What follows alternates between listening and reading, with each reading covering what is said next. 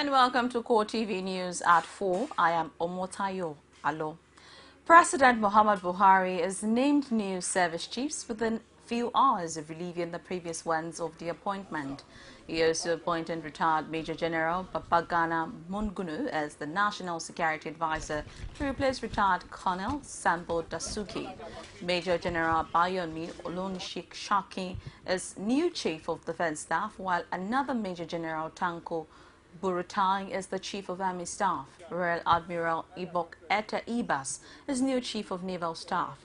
Air Vice Marshal Sadiq Abubakar is Chief of Air Staff, and Air Vice Marshal Monday Morgan is now the Chief of Defense Intelligence.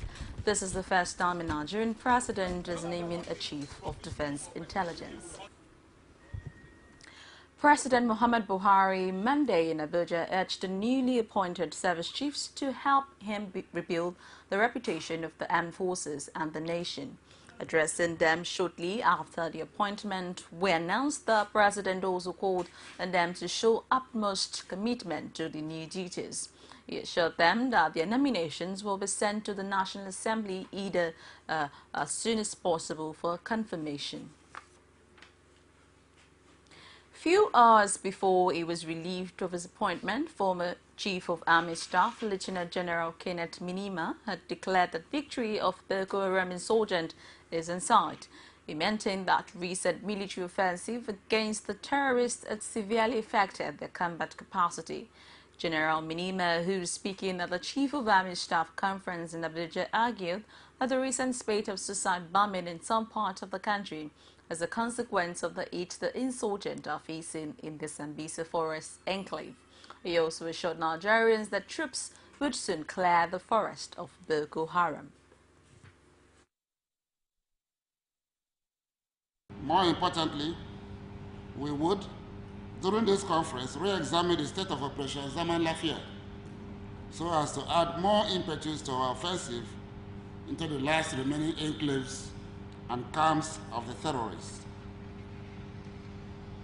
In the past few months, we have achieved tremendous success in reclaiming all previously occupied territories from the terrorists.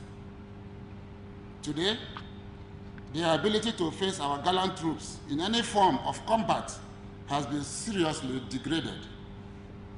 Consequently, the terrorists have cowardly resorted to attacking innocent and vulnerable citizens in markets, places of worship, and similar places of gathering.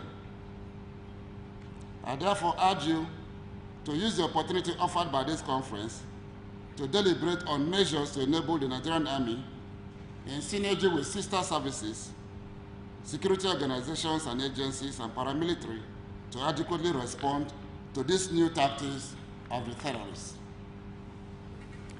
Exactly 1 week after a twin bomb blast killed scores in just the capital city of Plateau State, an Ekwa church in Tudunwada area of Jos was again the target on Sunday morning when several explosive devices were planted within the church premises. The device was said to have been discovered by God, who picked and threw it across the fence seconds before it went off. Church members who spoke with our correspondent said the church, which often welcomed 1,500 members every Sunday, was filled to capacity during the incident. While most Christians in Nigeria went about their religious obligation in church, little did the worshippers at the evangelical church winning hall, Ekwa, Tudunwada, and Jos, the Plateau State capital, knew it would be a close shave with disaster on the day. For these worshippers, it was a day they will never forget. When I had the blast in the church this morning, I was confused. I thought it was even a gunshot. I was asking my neighbor in the church. I said, is that a gunshot? He said, Mommy, that one is more than gunshot. So that was how it all went, and with the Lord on our side, the service was able to come to an end. We were able to do our worship fully because it was a praise worship service. And we really worship God because He's the one in control. He's the one that covered us with His blood. If not, it would have been something else because that congregation is a very large congregation. Our church normally takes up to about 1,500 people. Though last Sunday it was 1,400 and something as it was announced in church this morning. But generally we range between that number and 1,005. And people were a little bit restless after the first sound, but at the end of the day, it was. David Gwanji, an elder in the church, says, but for security arm, the story would have been different. He added that explosions are heard on a daily basis in Jos and that some even go unreported until casualties are involved. When the explosion occurred, almost everybody was frightened. People were not sure what happened. Most of the people in church were asking, what is it? Is it a gunshot or a blast or whatever? But those of us who have been listening very well to the kinds of sounds that come out now and again knew that it was a blast. The people at the Home of Affairs in church were able to calm the people down, and there was no stampede. I think that helped a lot. It helps in keeping everybody quiet. It was a praise and worship service, and it continued after the first blast. But I learned that there was another blast, but it was not as serious as the first one, because we were all singing and praising God, and then that one happened. But by that time, the anti-bomb squad had already arrived. Why the state and federal governments continue to work at finding solutions to the incessant bloodletting in the state, it is a clarion call that needs to be heeded before the frustration of residents boil over. A federal high court in Abuja today ruled on the bail application filed by former governor of Jigawa State, Sule Lamido, and two of his sons, Aminu and Mustafa. The former governor and his sons are being prosecuted by the EFCC on charges bordering on money laundering. A federal high court in Kano last week ordered that the accused person be remanded in Kano prison till September 28th, when the bail application will be heard. The matter was, however, transferred to Abuja due to the court vacation and to hear the defense bail application.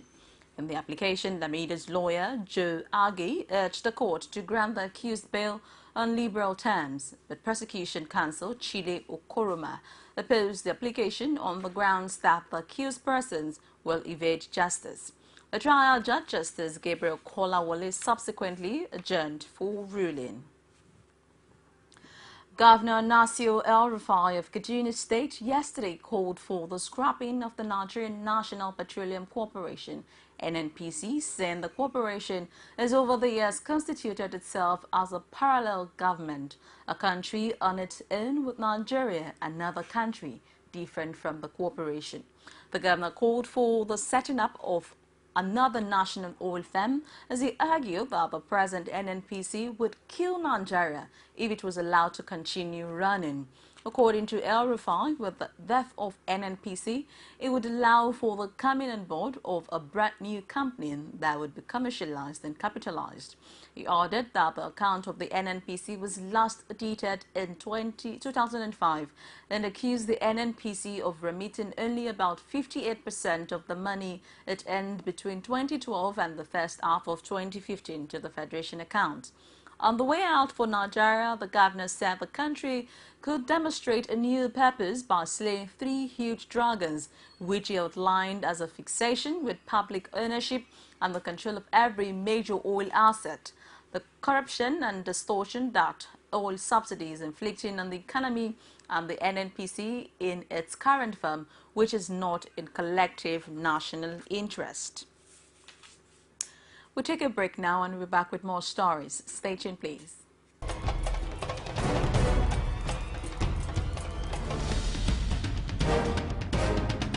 This is what the people are saying.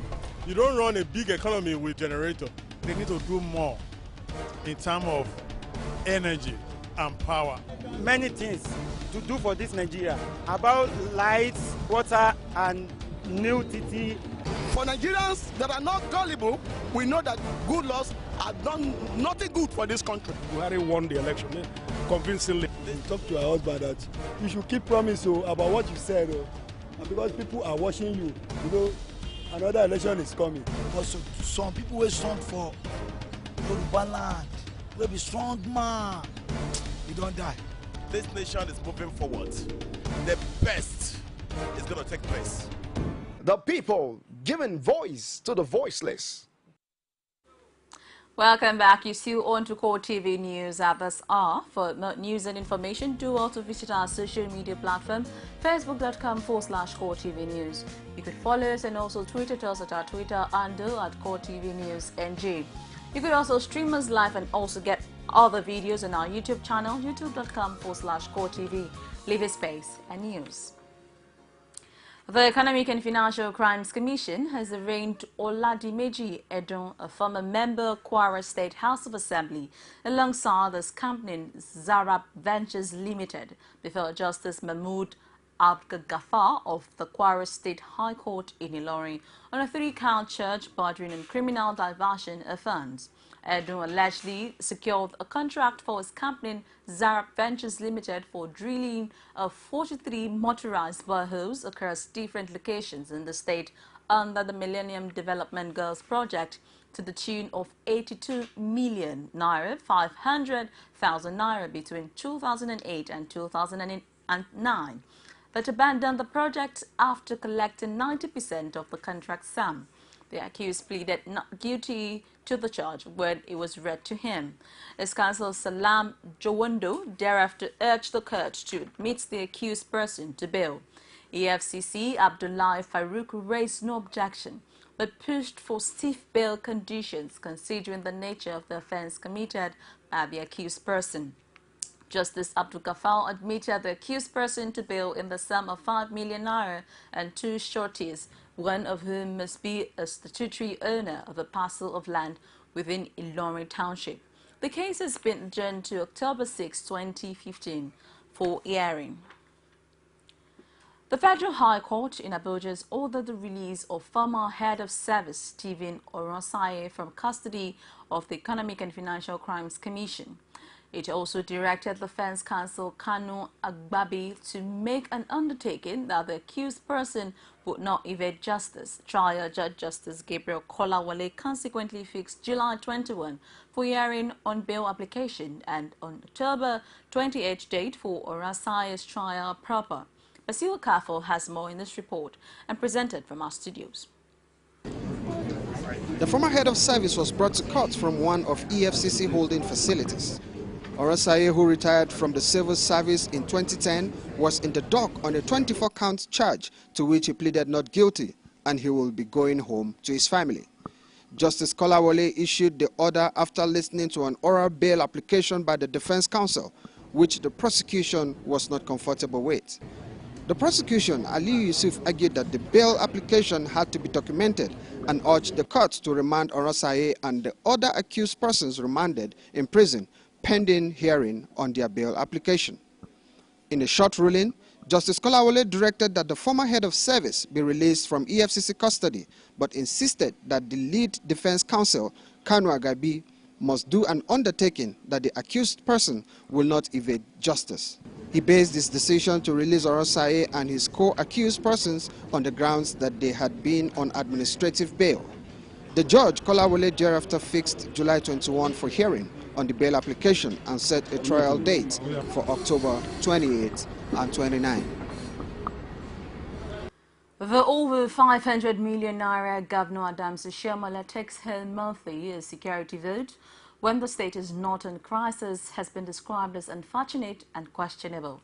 The state PDP chairman Dan Obi, while briefing party faithful and journalists at the party secretariat in Benin City concerning financial recklessness, says the governor has no moral right to accuse others when he is not clean. He called on the governor to return all the money he has collected since assuming office in the name of security votes, for the stating he has no moral right to accuse others Our Edo State correspondent files in this report and presented from our studios. The party chairman who tendered vouchers of March 2013 to the effect which the security votes were collected at will when the state is not in crisis described it as disturbing, adding that he is ready to furnish the EFCC document with all the atrocity of the present administration as long as the anti-graft agency is not selective. He also alleged that the inability of some local governments to pay salaries was attributed to the governor who often slashes their allocation. To refund to the treasury all money collected from the time he assumed office under the heading of security challenges. Because there are no security challenges. Do you have Boko Haram in Edo State? No. Except for a few reported cases of people stealing gold and breaking into homes. Meanwhile, the state APC publicity secretary, Godwin Erahon, defended Adams Oshiomhole by saying that such monies is being used to address social issues and other state challenges. The governor collects as a security vote. But let me also say that it is the prerogative of, because it's part of the privileges of the governor. And security vote is not meant for police, it's not meant for soldiers alone. It's beyond just violence or whatever, or war in the state. It also has to take care of some social responsibilities. For example, in the state where PDP left majority of our youth unemployed, to curb the menace of criminals in the state required some serious logistics, which governor is not obliged to disclose to the people. Because when you say security, it means security in all areas, both prevention and then control. However, the PDP chairman also lamented that the 30 billion naira funds obtained from the capital market to address erosion challenges through water storm by the governor is yet to be seen. The office of the Accountant General of Ekiti State became a charter of protest as the state civil servant protested over the non-remittance of the deductions made from their salaries for the month of May. The union thereafter gave the state government a 24-hour ultimatum to pay or further actions from the workforce. Rashid has more in this report. The office of the Ekiti State Accountant General took a new look as work resumed for the week, no thanks to the protest led by leaders of various labor unions and some of their members. Their grouse is the non-remittance of monthly deductions made from their salaries to pay up loans and cooperatives, especially that of the month of May. The workers state their grievance, adding that the problem is not with the state governor, but the Accountant General's office. Divided we beg, but united we demand. What we are demanding for is the immediate release of our May 2015 salary and deductions for 2015. It is our right. It is not a privilege and it is not our benefit. After a series of meetings with the labor leaders, the Accountant General Oluwayemi Owolabi addressed the protesters with a promise to start disbursement of the deductions, saying the money is available, contrary to some erroneous belief that it is not there. As long as the deductions are not paid, then salaries are not paid. Hopefully, by the grace of God, the deductions will be getting alert by the labor people tomorrow. The labor leaders said they will be holding the state government to the promise, vowing to take further steps if it's not kept. We want to take you for your words, and we believe that as soon as we get the alert, we'll get back to you. We will get back to you as soon as the alert is received. And if the alert is not received as well, we'll get back to you. With the promise by the Accountant General being held up by the workers, the clock ticks from now as Ekiti workers wait for the expiration of the 24-hour ultimatum or go on industrial action. Rashid, CoreTV News, Ado Ekiti.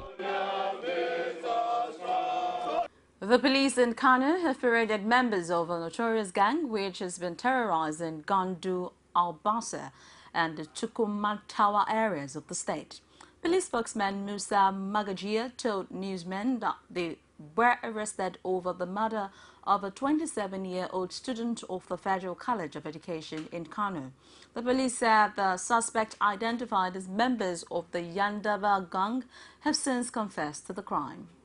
A gang of notorious Yandabas, jointly from Gandung Albasa, Agundi and Tukunta Katas areas, suddenly invaded into the classroom and attacked them with cutlasses, knives, gloves, and other dangerous weapons.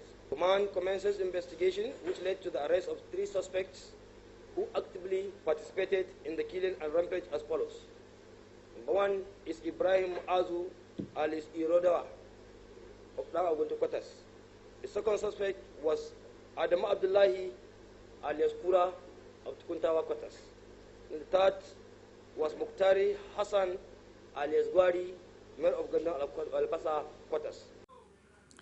As Nigeria joins the world to celebrate the 2015 World Population Day, accurate and verifiable census have been identified as the required ingredient to win in the fight against Boko Haram. The Lagos Commissioner for National Population Commission, Bimbola Salaudin, made this assertion at an event commemorating the World Population Day in Lagos. Abiola Oluwole has the details in this report.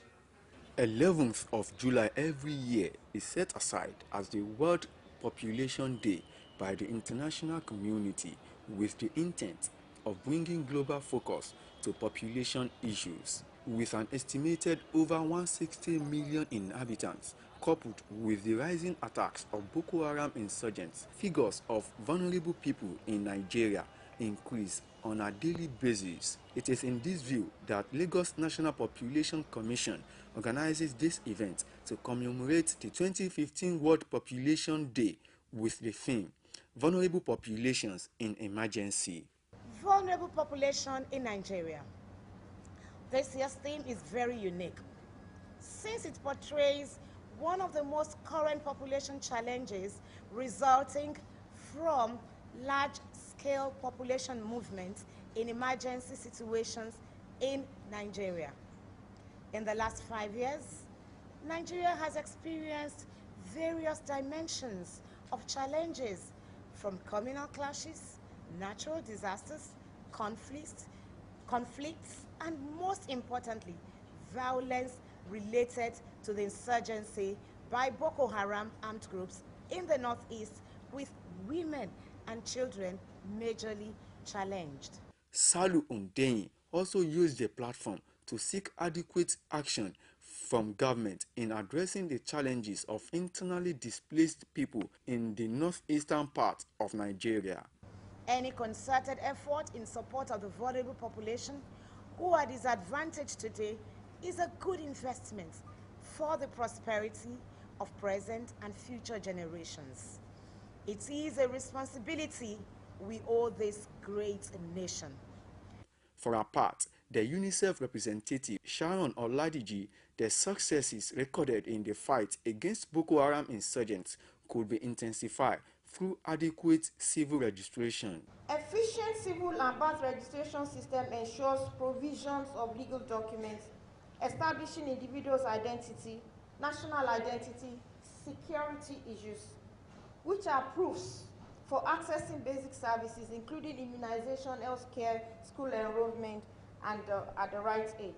As the federal government continues to explore ways of putting an end to insurgency, one of the demands of Nigerians, according to observers, is renewed commitment to eradication of poverty and general development. Abiola Oluwole, CoreTV News, Lagos.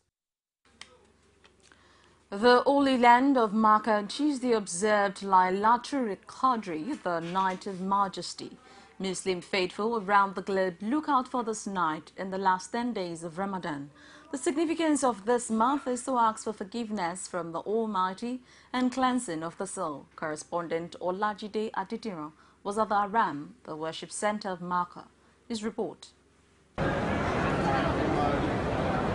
The Holy Land of Makkah on Monday evening witnessed massive influx of people from all walks of life who have come to share from the glory of the last third night of Ramadan, Lailatul Qadr, the Night of Majesty. At the Kaaba, all creatures irrespective of status are reduced to commoners. They all move around the Kaaba in their white Ihram attire.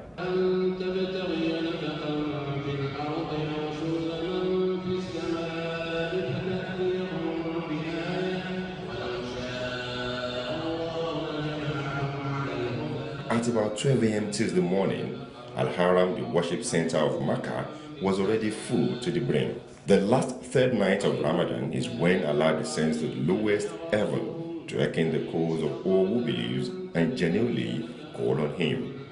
It is called Laylatul Qadr, the Night of Majesty. Olajide Adejunior, CoreTV News, Makkah, Saudi Arabia. The federal government has declared Friday, July 17 and Monday, July 20, 2015 as public holidays to mark the end of Ramadan, known as Eid al-Fitr. The Permanent Secretary, Ministry of Interior, Abubakar Magaji, who made the declaration on Tuesday in Abuja, enjoined all Muslim faithful and Nigerians in general to extend the spiritual benefits of Ramadan, which include love, peace and sacrifice for the development of the nation. He also urged Nigerians to support the administration of President Muhammad Buhari and its determination and sustained efforts towards building a peaceful, united and virile nation. Magaji further urged all Nigerians both at home and abroad to use the occasion to pray for peace and unity across the nation. And to business, the Naira hit another record low of 241 against the dollar at the parallel market on Monday as the Central Bank of Nigeria's restrictions and foreign exchange sale fueled unofficial trade in dollars. The ban on importers from accessing the Nigerian foreign exchange market for the importation of 41 items had led to the volatility of the Naira-dollar exchange rate at the black market. Since June 23, when the new forex rule became operational, the Naira has fallen by 10.5% from 218 to 241 against the greenback. Meanwhile, the new forex rule had led to huge demand at the parallel market, causing dealers to hold the dollar in anticipation of further fall in the Naira. However, CBN said it would not be focusing on the thinly traded parallel market when determining the exchange rate, adding that people preferred to use the unofficial market for undocumented transactions. We take another break now, and when we come back, we'll be back with stories from outside Nigeria. Stay tuned. You can now watch CoreTV News live from anywhere in the world on our website, www.coretvnews.com. Click on Live TV on our website and watch us live. And welcome to CoreTV Primetime News. To follow us on Twitter, click on Twitter icon on our website. On Facebook, click on the Facebook and YouTube to see all our previous news production. You can also watch us live on YouTube. Click CoreTV, leave a space, then News. CoreTV News, a 24-hour news station. Thank you for staying tuned. And onto the foreign scene, we have French police are wanting for 3 armed men who stormed the Primark store in an unsuspected robbery attempt north of Paris. The gunmen fled the scene after special forces evacuated 18 people trapped inside the quarter's shopping center in Villeneuve-la-Garenne. None of those released, 18 people were injured. The area around the shopping center has been shut down. The incident began early on Monday and lasted several hours. Another police source said an employee first alerted her boyfriend of the hold-up at around 7 o'clock when she sent him a text message saying they had been taken hostage by 2 armed men. There are reports that one of the men has been recognized as a Primark employee, but there has been no confirmation from police. And it's a wrap on CoreTV News at this hour. Thank you so very much for watching. I remain Omotayo Alo. Bye for now.